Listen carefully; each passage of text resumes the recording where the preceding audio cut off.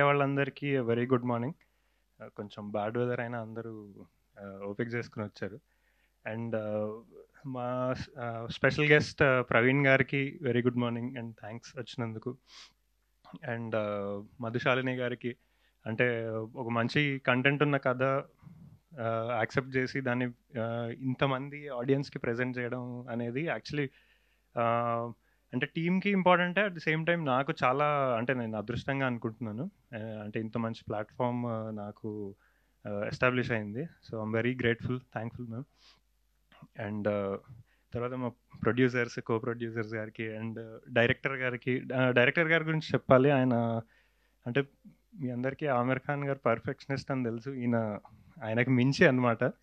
So ఆయన అంటే చాలా మంచి విజన్ తోటి ఎక్కడ కాంప్రమైజ్ గారండి క్వాలిటీకి. సో ఎంత బాగా వచ్చి అందరూ సాటిస్ఫాక్టరీగా ఉన్నా ఇంకా దాన్ని పుష్ చేద్దామని మా అందరి లిమిట్స్ని పుష్ చేసి చాలా మంచి కంటెంట్ వచ్చేలా చేశారు యాక్చువల్లీ.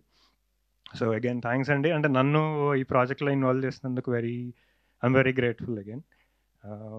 అండ్ యాక్టర్స్ విషయానికి వస్తే ఇంకా వాడి గురించి చెప్పనక్కర్లేదు. నేను చెప్పిన పెద్ద అంటే మీరే చూస్తున్నారు కాబట్టి ఇంకా నేను చెప్పాల్సిన పని లేదు.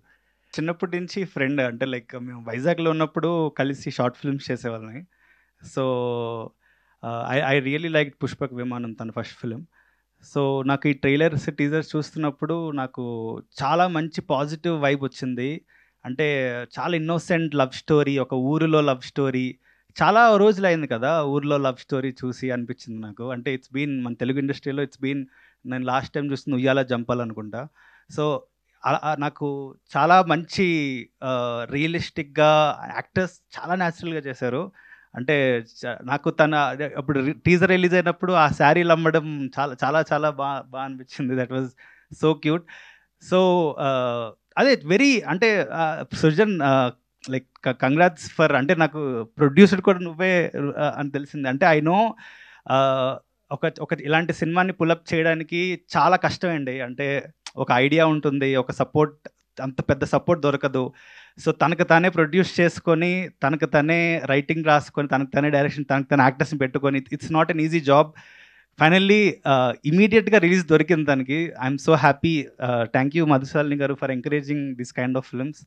సో ఇలాంటి ఫిల్మ్స్ రావాలి అంటే డెఫినెట్లీ చాలా పాజిటివ్ వైబ్స్ అనిపిస్తున్నాయి నాకు. సో ఫ్రెష్ ఫీలింగ్ అయితే కలుగుతుంది. సో డెఫినెట్లీ థియేటర్కి వెళ్ళి చూడండి సినిమా. సో ఓటీటీ వరకు వెయిట్ చేయకండి. So it will be a very good theatrical experience.